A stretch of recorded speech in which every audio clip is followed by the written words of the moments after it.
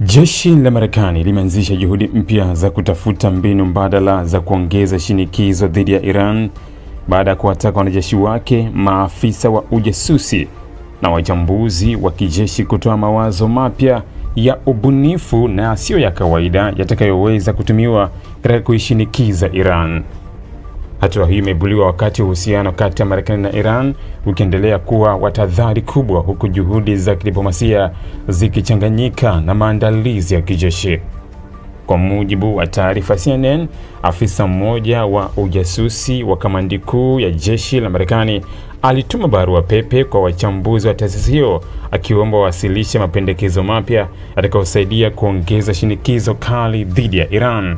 Katika ujumbe huo, aliandika kuwa wanatafuta njia mpya za ubunifu na zisizo za kawaida za kuishinikiza na kuiadhibu Iran, kauli ambayo imeibua mjadala kuhusu mwelekeo mpya wa mkakati wa Washington dhidi ya Tehran.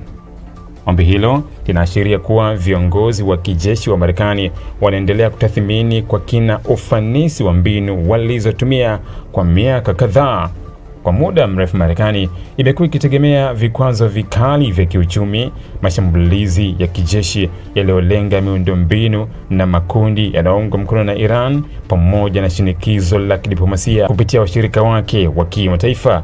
Hata hivyo, ripoti hiyo inaonyesha kuwa kuna hisia ndani ya jeshi kwamba hatua hiyo pekee huenda hazinikisha malengo yaliyokusudiwa. Katika miaka ya hivi karibuni, Marekani imeendelea kuiwekea Iran vikwazo mbalimbali vinavyolenga sekta ya mafuta, benki, biashara na taasisi za kijeshi. Wakati huo huo, vikosi vya Marekani vimeendelea kuwepo katika maeneo mbalimbali ya Mashariki ya Kati kwa lengo la kulinda maslahi yake na ya washirika wake.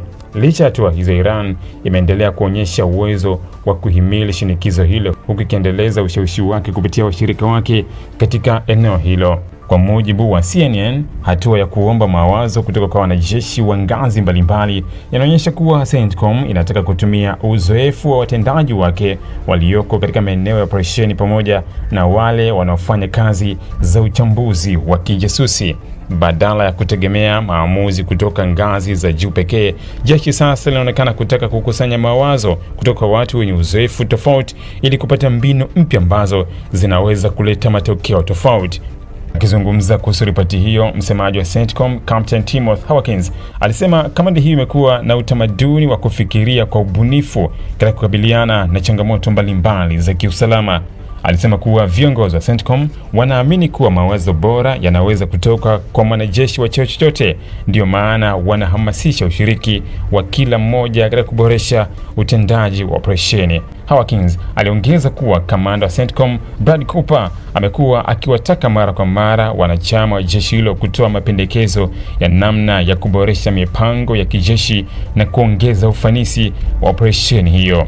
Kwa mujibu wake, utaratibu huo si jambo jipya ndani ya CENTCOM, bali ni sehemu ya utamaduni wa taasisi hiyo wa kutafuta suluhisho bunifu kwa changamoto zinazojitokeza. Ingawa maafisa wa Marekani hawajaeleza ni mbinu zipi wanazofikiria, wachambuzi wa masuala ya ulinzi wanaamini kuwa zinaweza kujumuisha mikakati mipya ya ujasusi, operesheni za kidigitali, vita vya taarifa, kuongeza ushirikiano na washirika wa kikanda, au njia nyingine za kisiasa na kiuchumi ambazo hazitumika kwa kiwango kikubwa hapo awali.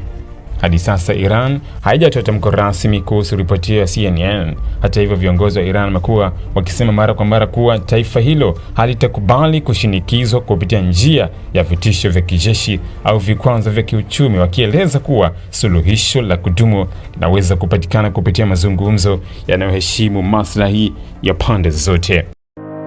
Ili kuwa mwanafamilia bora wa Global TV, usisahau kusubscribe, like, kushare na kucomment. Baada ya kusubscribe, bonyeza alama ya kengele ili kupata taarifa kwa kila video inayopanda Global TV Online.